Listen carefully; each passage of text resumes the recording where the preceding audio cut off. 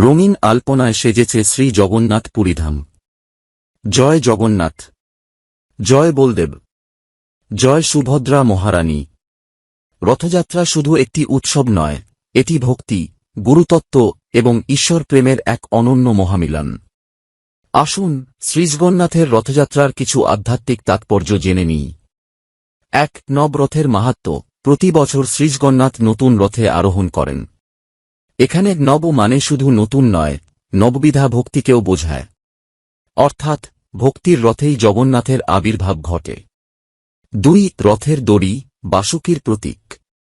রথের দড়িকে বাসুকী নাগের প্রতীক হিসেবে মানা হয়।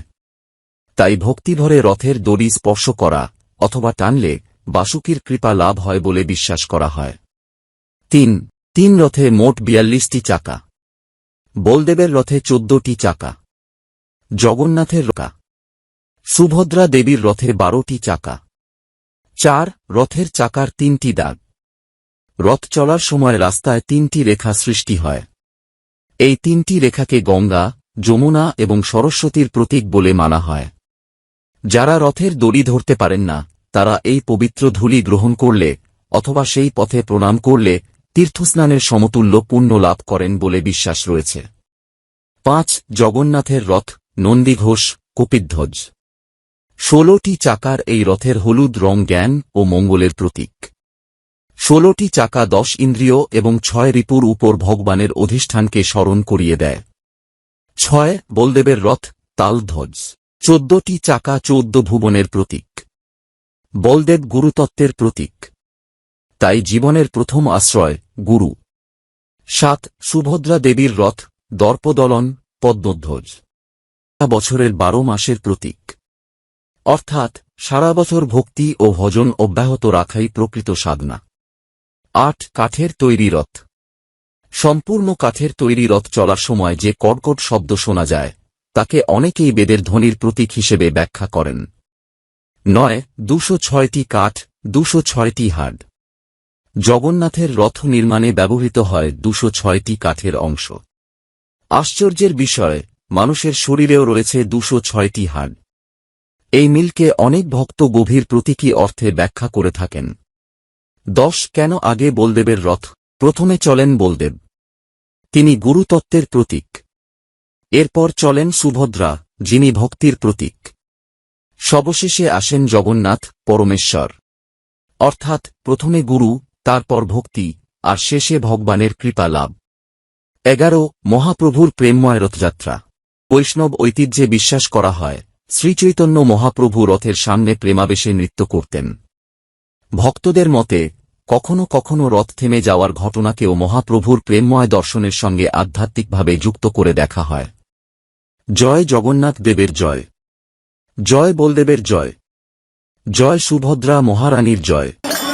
হরে কৃষ্ণ, কৃষ্ণ কৃষ্ণ হরে হরে, হরে রাম, রাম রাম হরে হরে। সাংস্কৃতিক রাজধানী কুষ্টিয়ায় আনন্দোৎসবের আবহে পালিত হয়েছে শ্রী শ্রী জগন্নাথ দেবের পবিত্র রথযাত্রা ও ঐতিহ্যবাহী রথের মেলা। হিন্দু ধর্মাবলম্বীদের অন্যতম প্রধান ধর্মীয় উৎসব রথযাত্রা উপলক্ষে কুষ্টিয়া শহরে ছিল উৎসবমুখর পরিবেশ। শহরের এন.এস. রোডে অবস্থিত শ্রী শ্রী গোপীনাথ জিউর মন্দির থেকে বিকেল 4:30টায় রথযাত্রা শুরু হয়। বিশাল দুটি রশি ধরে কয়েক হাজার জগন্নাথ ভক্ত ও সনাতন ধর্মাবলম্বী নারী পুরুষ ভক্তিভরে ৮ চাকার কাঠের রথ টেনে নিয়ে যান। বর্ণাঢ্য এই রথযাত্রা শহরের বিভিন্ন সড়ক অতিক্রম করে বড়বাজার সার্বজনীন পূজা মণ্ডপে গিয়ে শেষ হয়। সেখানে ৭ দিন অবস্থানের পর একইভাবে রথ আবার শ্রী শ্রী গোপীনাথ জিউর মন্দিরে ফিরে আসবে। রথের এই প্রত্যাবর্তনকেই বলা হয় উল্টো রথ। রথযাত্রা উপলক্ষে বড়বাজার রক্সিহোল থেকে সরকারি বালিকা বিদ্যালয়ের সামনে পর্যন্ত সড়কের দুই পাশে বসে বর্ণিল রথে নানা ধরনের খেলনা, মিষ্টান্ন, ধর্মীয় সামগ্রী এবং বিভিন্ন পণ্যের দোকানে ভিড় করেন অসংখ্য দর্শনার্থী। এছাড়াও কুষ্টিয়া ইসকন মন্দির থেকেও ধর্মীয় ভাবগাম্ভীর্য ও মহাসমারোহের মধ্য দিয়ে পৃথকভাবে শ্রী শ্রী জগন্নাথ দেবের রথযাত্রা অনুষ্ঠিত হয়। ভক্তদের হরিনাম সংকীর্তন, প্রার্থনা ও ভজন সঙ্গীতে মুখর হয়ে ওঠে সমগ্র পরিবেশ। জয় জগন্নাথ, জয় বলদেব, জয় সুভদ্রা মহারানী।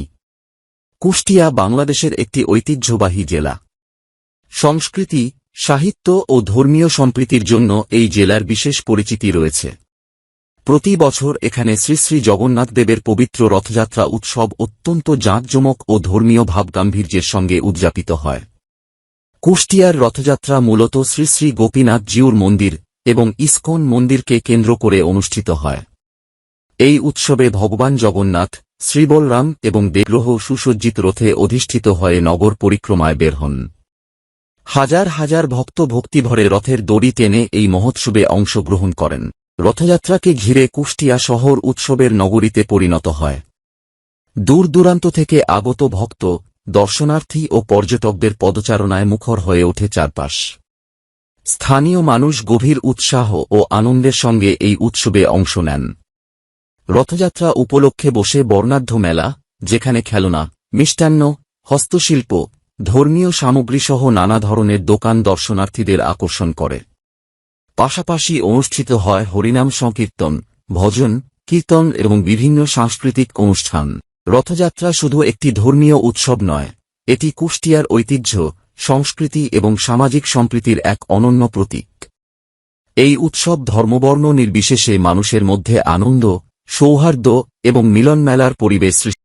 রথযাত্রা হিন্দু ধর্মের অন্যতম প্রধান উৎসব। এর আদি ও সর্বাধিক বিখ্যাত আয়োজন ভারতের ওড়িশা রাজ্যের শ্রীজগন্নাথ পুরীধামে অনুষ্ঠিত হয়।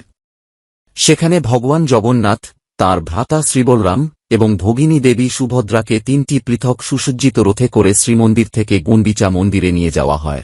সাধারণত বাংলা আষাঢ় মাসে, অর্থাৎ জুন বা জুলাই মাসে এই উৎসব পালিত হয়। পৃথিবীর বিভিন্ন দেশ থেকে লক্ষ লক্ষ ভক্ত পুরীধামে সমবেত হয়ে এই মহোৎসবের সাক্ষী হন। তাঁদের বিশ্বাস, ভক্তিভরে রথের দড়ি স্পর্শ করা বা রথ টানার সৌভাগ্য অর্জন করলে ভগবানের বিশেষ কৃপা লাভ করা যায়। রথযাত্রা তাই কেবল একটি উৎসব নয়, এটি ভক্তি, প্রেম, ঐতিহ্য এবং মানবিক মিলনের এক চিরন্তন মহাসম্মিলন।